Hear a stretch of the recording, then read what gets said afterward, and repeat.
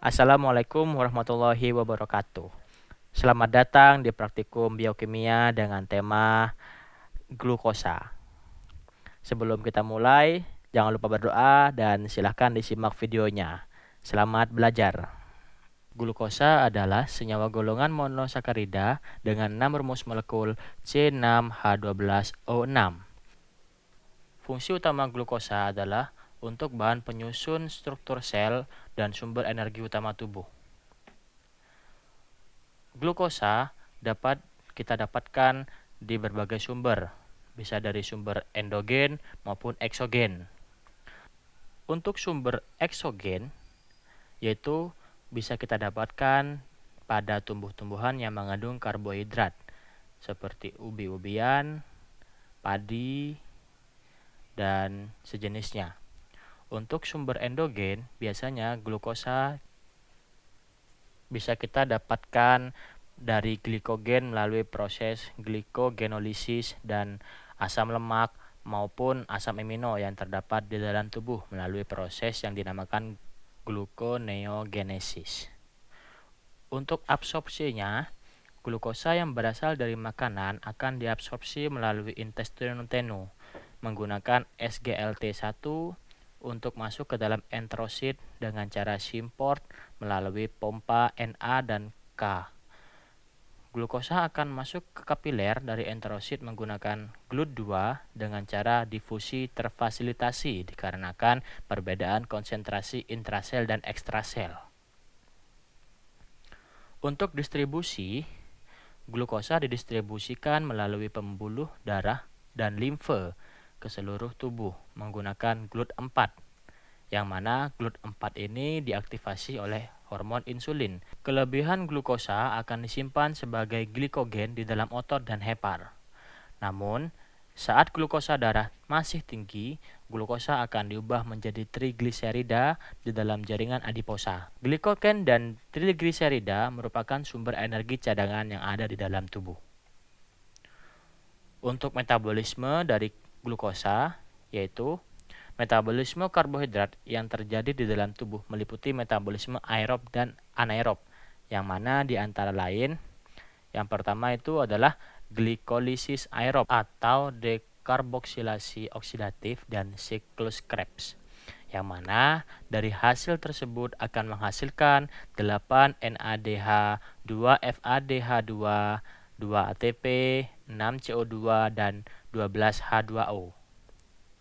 Yang kedua, yaitu melalui glikogenesis dan glikogenolisis.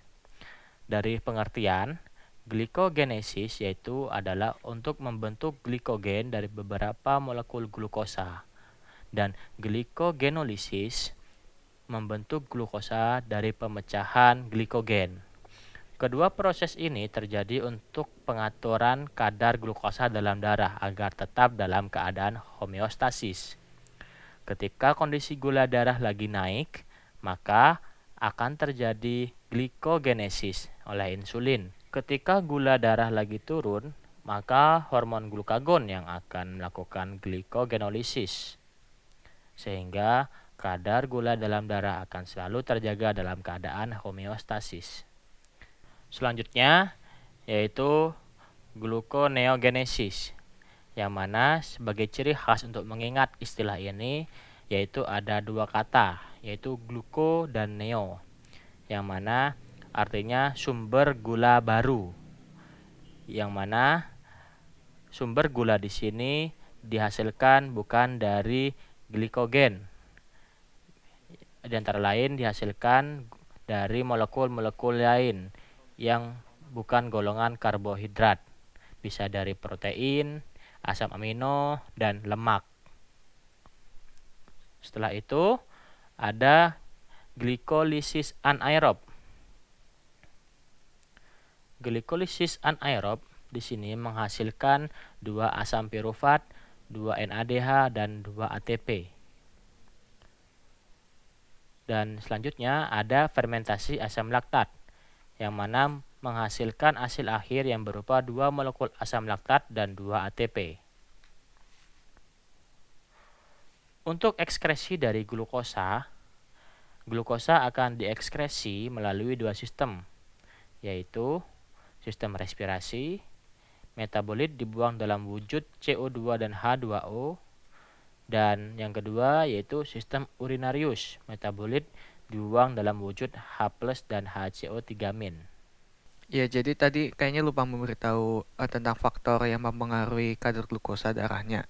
Yaitu ada faktor primernya yaitu genetik, faktor sekunder yaitu jenis kelamin di mana pria lebih tinggi, terus lalu lanjut diet tinggi kalori, penggunaan obat hiperglikemik atau OHO, penggunaan insulin dan obesitas, dan juga aktivitas fisik. Dan juga aplikasi klinisnya yaitu jika hiperglikemia, yaitu penyakit darah DM tipe 1 dan 2, hipertiroid dan hiperadrenal. Sedangkan kalau hipoglikemia yaitu hipotiroid, hipoadrenal, dan juga gagal ginjal. Sekian dari saya. Jika ada salah mohon maaf dan silahkan dieksplor kembali ilmu-ilmunya di sumber-sumber yang telah diberikan. Sekian, terima kasih. Assalamualaikum warahmatullahi wabarakatuh.